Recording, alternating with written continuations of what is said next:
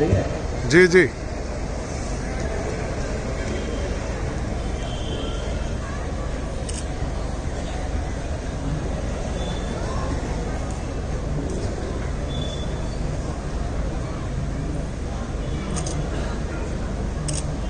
उत्तराखंड के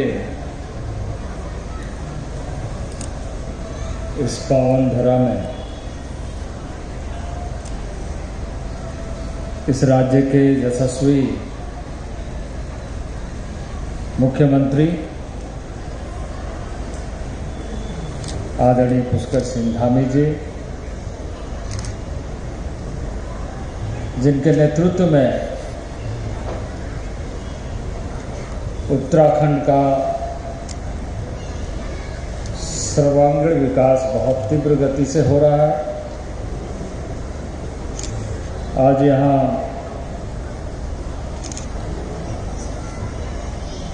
मंच पर उपस्थित हमारे उत्तराखंड सरकार के माननीय मंत्री हमारे स्वामी जी, राज्यसभा के सांसद एवं वरीय नेता आदरणीय नरेश बंसल जी, वरिष्ठ विधायक श्री हरवंश कपूर जी, विधायक आदरणीय खजान दास जी, जनजाति आयोग के अध्यक्ष मूरत राम शर्मा जी, जनजाति सलाहकार परिषद के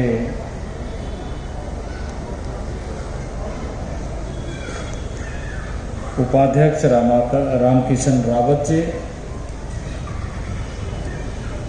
उत्तराखंड सरकार में जनजातीय मंत्रालय के सचिव श्री अल्फनाई जी, निदेशक संजय सिंह टोलिया जी, उप निदेशक योगेंद्र रावत जी, यहाँ उपस्थित मंच पर और मंच के आगे बैठे हुए सभी वरिष्ठ एवं श्रेष्ठ जन, राज्य के विभिन्न दायित्व से जुड़े हुए पदाधिकारीगण, जनजाति समाज के सभी प्रतिनिधिगण, प्रेस के मित्रों, छायाकार बंधुओं और देश भर से इस महोत्सव में भाग लेने वाले सभी ऐसे, क्योंकि मैं अभी जब माननीय मुख्यमंत्री जी के साथ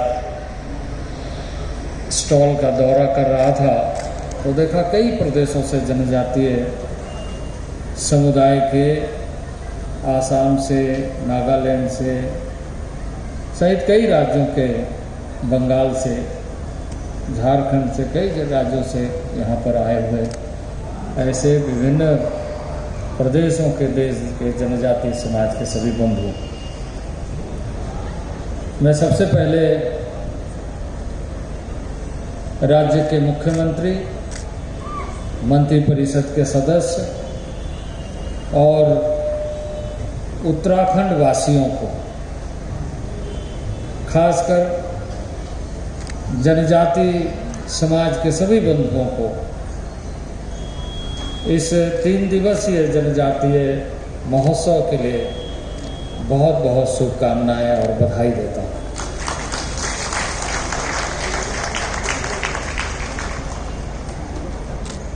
बहुत ही सौंदर्यपूर्ण तरीके से इसका आयोजन हुआ है। राज्य के 5 जो जनजाति वर्ग हैं, जौनसारी, भोटिया, थारू, बुक्सा, राजी, इन सारे जनजातियों को यहाँ पर एक मंच मिला है और उनके जीवन, उनके सांस्कृतिक विरासत, कला एवं परंपराएं और उनकी जो जीवंतता है उसका प्रदर्शन हो रहा है।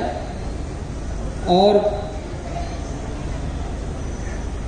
उत्तराखंड सरकार लगातार जो प्रयत्न कर रही है, जिसका उल्लेख माननीय मुख्यमंत्री जी ने विस्तृत ढंग से किया है,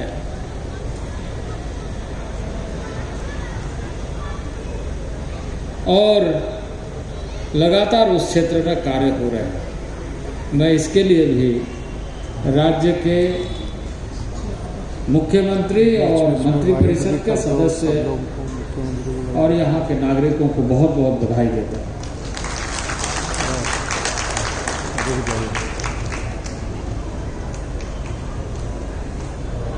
देश में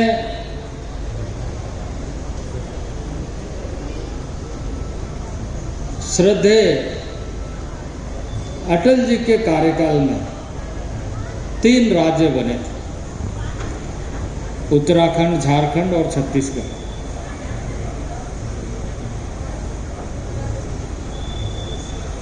और इन 3 राज्यों को बनाने का साक्षी भी हम हैं और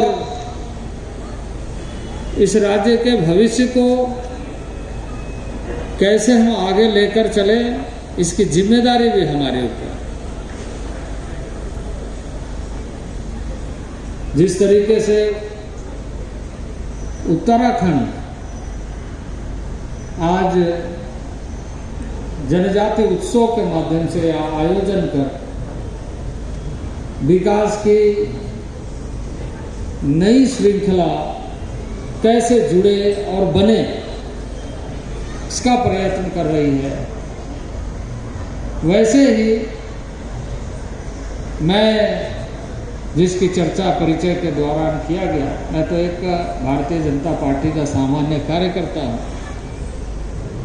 विभिन्न समय में जो कुछ दायित्व मिला एज ए कार्यकर्ता हमने कार्य किया और झारखंड में मुझे 3 बार मुख्यमंत्री बनने का अवसर मिला।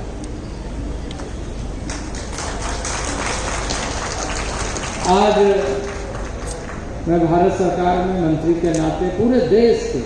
क्योंकि झारखंड का परिचय जैसे यहाँ 5 समुदाय है, वहाँ 32 समुदाय है। जनजाति आबादी वहाँ अधिक है और जनजाति क्षेत्र, जनजाति प्रदेश के नाते उसका परिचय भी है। मैं उसका उल्लेख बाद में विस्तृत ढंग से थोड़ी बहुत करूंगा कि इस राज्य को बनाने के, इन तीनों राज्यों को बनाने के पीछे एक अच्छा प्रबंधन, सर्वांगीण विकास और ये जो अपने जीवन, अपनी परंपराएं, अपनी संस्कृति, अपनी कलाकृति, अपनी पहचान जो आदिकाल से एक अलग पहचान रखते हुए लोगों ने बरकरार रखा है, उन परंपराओं को, उन विशेषताओं को,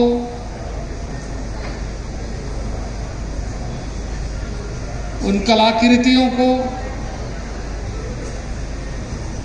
प्रगति के माध्यम से नया आयाम मिले और उसकी निरंतरता लगातार बनी रहे। पहाड़ी क्षेत्र,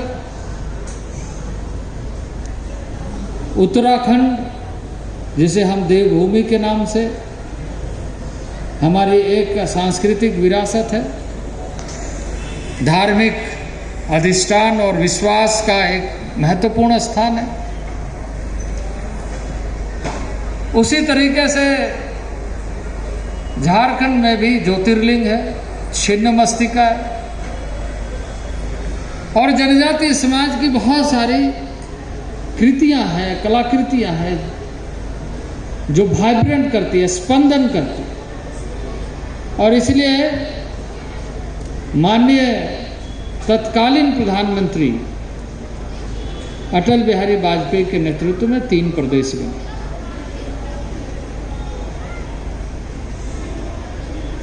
यह प्रदेश विकास कर रहा है, आगे बढ़ रहा है, और इस समय देश के यशस्वी प्रधानमंत्री ने जो आह्वान किया है कि हमें आत्मनिर्भर के साथ हर परिवार को आत्मनिर्भर भारत बनाना, आत्मनिर्भर भारत का जो मूल उद्देश्य है कि प्रत्येक परिवार आत्मनिर्भर भारत बने, आत्मनिर्भर बने, तभी आत्मनिर्भर भारत बनेगा। और आत्मनिर्भर भारत सुदूरवर्ती क्षेत्र में रहने वाले जो जनजातीय समुदाय के लोग हैं, उन्हें उनके जीवन और उनके जो जीवन की निधियां हैं वो बरकरार रखते हुए इसके साथ जुड़े भारत सरकार लगातार प्रयत्न कर रही है। और जब से आपको ज्ञात है कि ऐसे महोत्सवों के लिए जहां राज्य प्रयत्न करता है, वहीं भारत सरकार अपने तरफ से उत्प्रेरित करता है, आगे बढ़ाता है, और यह कोशिश करता है कि ऐसे आयोजनों के माध्यम से एक ऐसा संगठित स्वरूप उभर करके सामने आए जिसके बल पर माननीय प्रधानमंत्री जी के उन संकल्पों को भारत के प्रत्येक नागरिक आत्मसात करते हुए आत्मनिर्भर भारत बनाने का संकल्प को पूरा करने का एक प्रतिबद्धता, एक उत्सव अपने जीवन में कार्यों के माध्यम से पैदा करें। और वो चीजें बढ़ाने के लिए लगातार हम काम कर रहे हैं। मैं सबसे पहले जो मुख्यमंत्री होते हैं उनकी बहुत व्यस्तता होती है, क्योंकि मैं रहा हुआ हूं, इसलिए मुझे पता है। मैं बहुत ज़्यादा भी नहीं कहूँगा, और मुख्यमंत्री को एक कार्यक्रम में भी जाना है, इसलिए उनकी जो बातें हैं सबसे पहले उसी को कह दूँ। उनकी 3 बातें जो उन्होंने कहा है जनजातीय समुदाय के सर्वांगीण विकास के लिए, बहुआयामी विकास के लिए, उनके जो चिंता है, उनका प्रस्ताव भारत सरकार को भेजेंगे। हम निश्चित रूप से उस पर कार्रवाई करें, क्योंकि हमारा कार्य है राज्यों के साथ मिलकर के विकास के कार्यों को आगे बढ़ाना और देश के समस्त जनजातीय समाज को आगे बढ़ाना, उसके संवैधानिक व्यवस्थाओं को सुरक्षित रखना, उनके अधिकारों को सुरक्षित रखना, और भविष्य में विकास के साथ जुड़ करके वो अपने को ये कह सके कि मैं भारत हूं। भारत यानी भारत के जन, प्रत्येक नागरिक अपने आप को इस बात के साथ जब अपने आप को जोड़ते हुए आगे बढ़ेगा, तभी हम इस भारत को वास्तविक रूप से सक्षम, समृद्ध, श्रेष्ठ और अपने सपनों का भारत जो हमारे पूर्वजों ने देखा है उसको हम बना सकें। मित्रों, इस अवसर पर मैं कहूँगा कि कल के कैबिनेट में इसी कड़ी में एक बहुत बड़ा फैसला आदरणीय नरेंद्र भाई मोदी की अगुवाई में हुआ है और 15 नवंबर को प्रत्येक वर्ष हम देश के समस्त जनजाति समाज 15 नवंबर को जनजाति गौरव दिवस के रूप में मनाएंगे।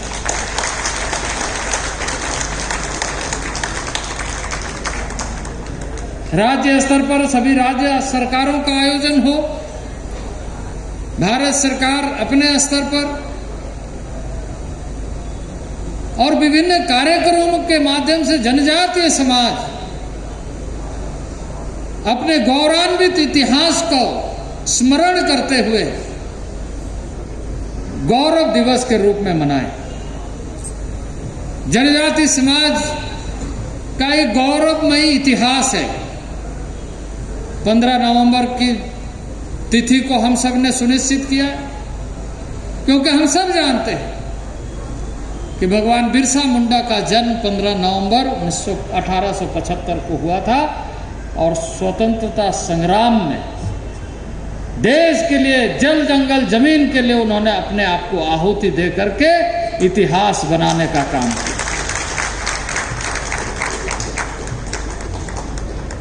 भगवान बिरसा मुंडा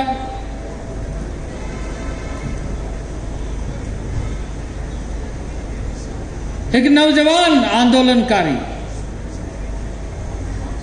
स्वतंत्रता संग्रामी। ऐसे हमारे पास और भी कई ऐसे उदाहरण देश के जनजाति समाज के योद्धाओं ने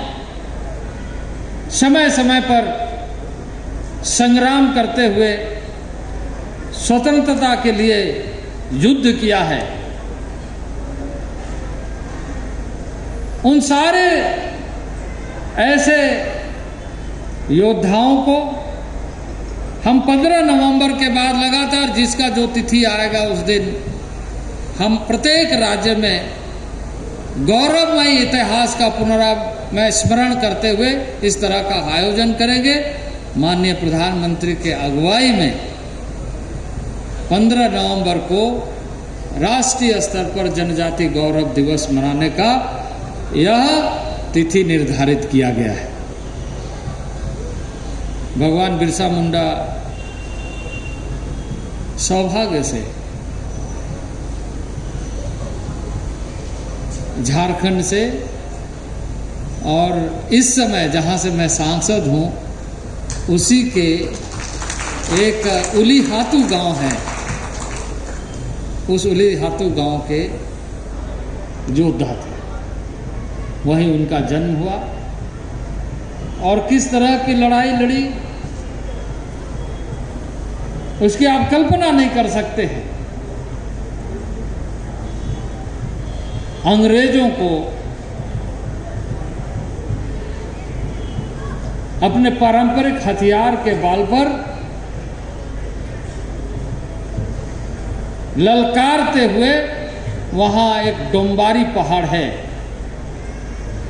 उस पहाड़ पर ऐसा युद्ध किया, ऐसा संघर्ष किया। बहुत कम आयु में उन्होंने संघर्ष का नेतृत्व किया और इसलिए वहाँ झारखंड में और इस समय पूरे देश में उस आंदोलनकारी को और उस क्रांतिकारी को, स्वतंत्रता संग्रामी को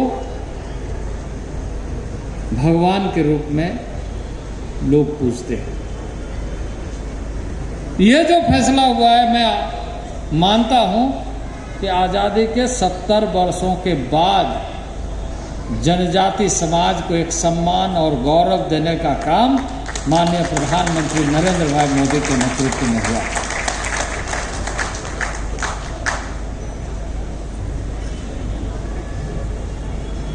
आप सबको याद होगा, कल तो कैबिनेट का फैसला हुआ, लेकिन 24 अक्टूबर को जब मन की बात प्रधानमंत्री जी कर रहे थे, उस समय महान स्वतंत्रता संग्रामी भगवान बिरसा मुंडा का उन्होंने जिक्र किया और जिक्र करते हुए मन की बात में अपनी बात कही। तो मैं निश्चित रूप से कहूँगा यह उत्सव को और 4 चांद लगा रहा है माननीय प्रधानमंत्री के अगुवाई में किए गए फैसले के माध्यम से कि अब 15 नवंबर को हम गौरव दिवस पूरे देश में पूरे उत्साह के साथ मनाएंगे और इस संकल्प के साथ कि हमारे अंदर जो कमियां हैं शिक्षा के क्षेत्र में, स्वास्थ्य के क्षेत्र में, रोजगार के क्षेत्र में, इन सारे चीज़ों को हम अपने कर्मठता के बल पर, कार्य योजना के बल पर, संवेदनशीलता के बल पर, सक्रियता के बल पर स्वयं की भागीदारी पूरा करते हुए सुनिश्चित करें। और मैं इस अवसर पर यही कहूँगा कि हमारा मंत्रालय उसी कार्य को आपके साथ आगे बढ़ाने का प्रयत्न कर रहा है, जिसका उल्लेख माननीय मुख्यमंत्री जी ने यहाँ पर किया है। जैसे एकलव्य विद्यालय, मैं इस अवसर पर हमारे जो यहाँ के कल्की के जो एकलव्य मॉडल स्कूल है उसकी निश्चित रूप से प्रशंसा करना चाहता हूँ कि बहुत अच्छे तरीके से क्वालिटी एजुकेशन देने का काम,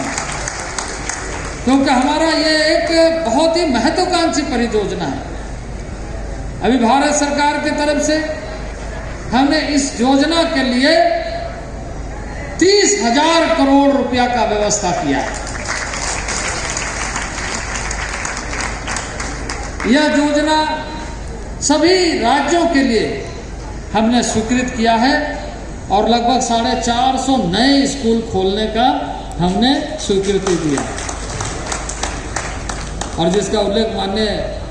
मुख्यमंत्री जी ने किया। उनका प्रस्ताव जैसे आएगा हम उसको आगे बढ़ाएंगे, क्योंकि शिक्षा में हम कोई समझौता करने वाले नहीं। मैं इस बात के लिए प्रशंसा करना चाहता हूं कि यहाँ के शिक्षिका को प्रेसिडेंट अवार्ड दिया गया और यहाँ के जो विद्यार्थी है, छात्र एवं छात्राएं हैं, मैं अभी मंगा करके देख रहा था,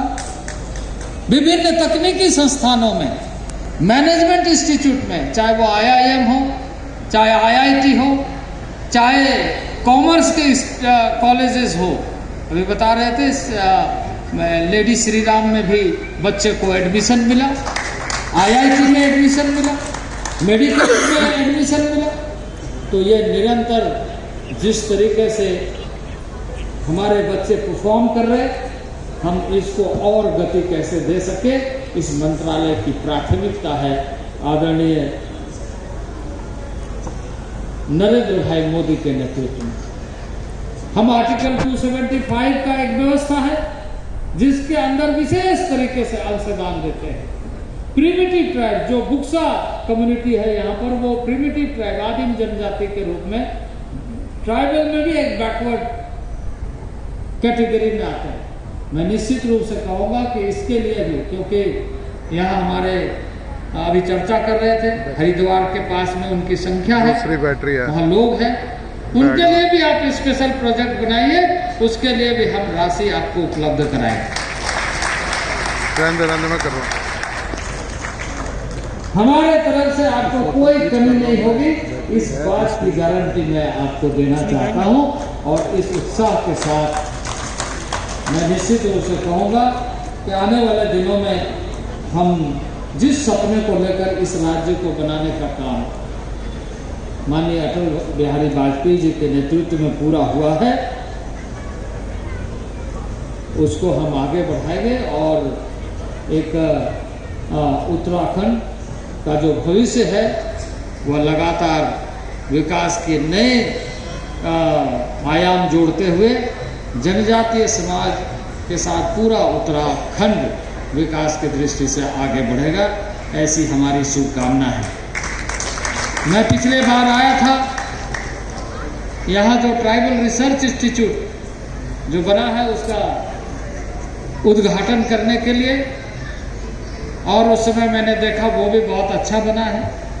बहुत अच्छे तरीके से वहाँ प्रदर्शनी भी लगी थी और बहुत अच्छा। ट्राइबल के ऐसे चीज़ों के मामले में माइक्रो प्लान, मैं सिर्फ इतना कहूँगा कि अब जो ये ट्राइबल ग्रुप है इसका डेटा मैनेजमेंट करते हुए माइक्रो प्लान कैसे हो, मैंने आज ही यहाँ पर भी कहा और हमारा जो ट्राइफेड है उसके साथ जो एक कार्य योजना भारत सरकार का है लाइवलीहुड मिशन का, उसमें जनजातीय समाज अधिक से अधिक जुड़ करके कार्य करे। ट्राइफेड उसके लिए पूरी तरीके से कार्य करना, उसके उत्पादों को, उत्पादन को, वैल्यू एडिशन को आगे बढ़ाएगा और अंतर्राष्ट्रीय बाजार तक कैसे पहुंचे ये सुनिश्चित करें। मैं इस अवसर पर कहूँगा कि बहुत सारे इस तरह की सूचनाएं जो FRA की है उसको गति देने की आवश्यकता है। फॉरेस्ट राइट एक्ट जो जनजातीय समाज आदिकाल से जंगलों में अपने परंपराओं, विशेषताओं और सांस्कृतिक विरासत को लेकर के रह रहा है, उनको जो पूरे भारत के लिए जो फॉरेस्ट राइट एक्ट के माध्यम से इंडिविजुअल तरीके से उन्हें पट्टा उपलब्ध कराना है और community forest right forest department के पदाधिकारी के साथ मिलकर के जिला प्रशासन अच्छे ढंग से जल्दी पूरा करे, ऐसा प्रयत्न लगातार जारी रहे ताकि हम आने वाले दिनों में उन क्षेत्रों के लिए भी नई परियोजनाओं को स्वीकृत कर सके और जो भाई 70 साल में नजरअंदाज होते रहे, आपके नेतृत्व में वो सारे आदिवासी भाई, जनजाति भाई को आगे बढ़ने का मौका मिले। मैं पुनः समय के अभाव में बहुत ज़्यादा नहीं कहते हुए मैं इतना ही कहूँगा कि मुझे बहुत प्रसन्नता हुई, बहुत अच्छे ढंग से इस कार्यक्रम का आयोजन हुआ है, इसका दूरगामी परिणाम बहुत अच्छा निकलेगा। इस तरह के उत्सवों के माध्यम से जब हम संकल्प लेते हैं तो निश्चित रूप से उसका परिणाम सभी को मिलता है और अच्छा परिणाम की आशा रखते हुए हम लगातार कार्यों को कार्यान्वित करें। और मुझे पूरा विश्वास है कि जिस तरीके से माननीय मुख्यमंत्री यहाँ पर परिश्रम कर रहे हैं, लगातार कार्यक्रमों में और कार्यक्रमों को कार्यान्वित करने के लिए प्रयत्न कर रहे हैं, तो इसका अच्छा परिणाम और आने वाले दिनों में उनके नेतृत्व में यह राज्य और तीव्र गति से विकास करेगा। ऐसी शुभकामना के साथ मैं अपने वाणी को विराम देता हूँ। बहुत बहुत धन्यवाद।